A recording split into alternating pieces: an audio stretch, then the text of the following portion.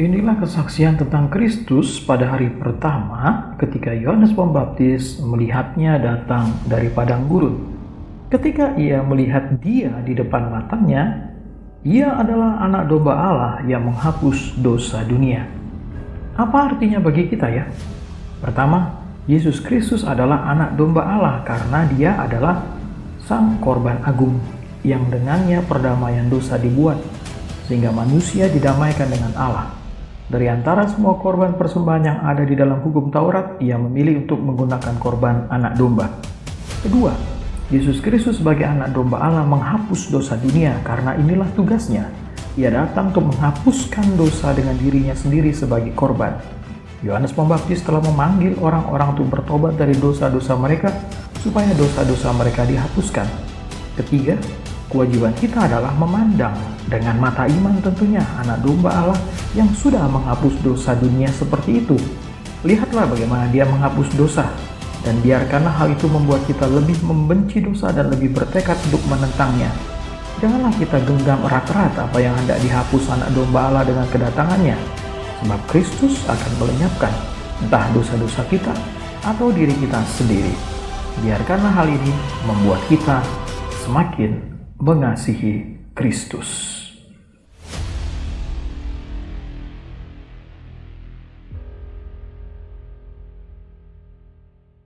Saya berada di atas kapal, sedang di belakang saya adalah patung Liberty di dekat kota Manhattan, New York, untuk menyampaikan kisah inspirasi dari Amerika. Ia lahir di sebuah keluarga yang sangat miskin di kota New York, bahkan lahir di tangga sebuah sekolah. Karena kelahiran yang tidak wajar ini, maka ada kelainan saraf yang membuat muka sebelah kanannya seperti tertarik, berbicara gagap, ujung bibirnya agak tertarik ke bawah, dan ini membuat dia waktu kecil hingga remaja disekolahkan di sebuah sekolah berkebutuhan khusus.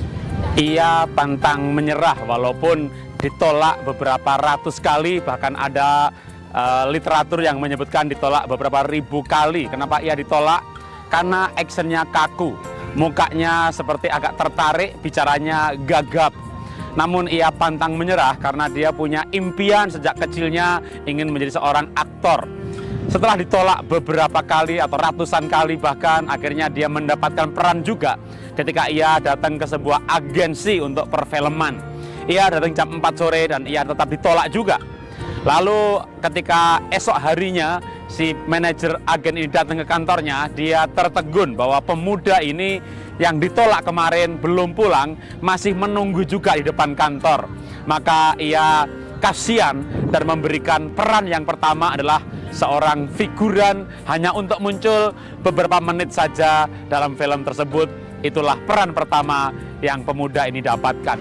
Hidupnya begitu susah sehingga dia tidak sanggup untuk membayar listrik bagi pemanas ruangannya sehingga listriknya dimatikan. Sehingga untuk bertahan hidup di New York pada musim dingin, dia terpaksa harus sering-sering ke perpustakaan atau museum hanya untuk bisa menghangatkan badannya. Karena itu istrinya tidak tahan dan menyarankan pemuda ini atau orang ini untuk segera mencari pekerjaan lain dan bukan pekerjaan serabutan seperti saat itu.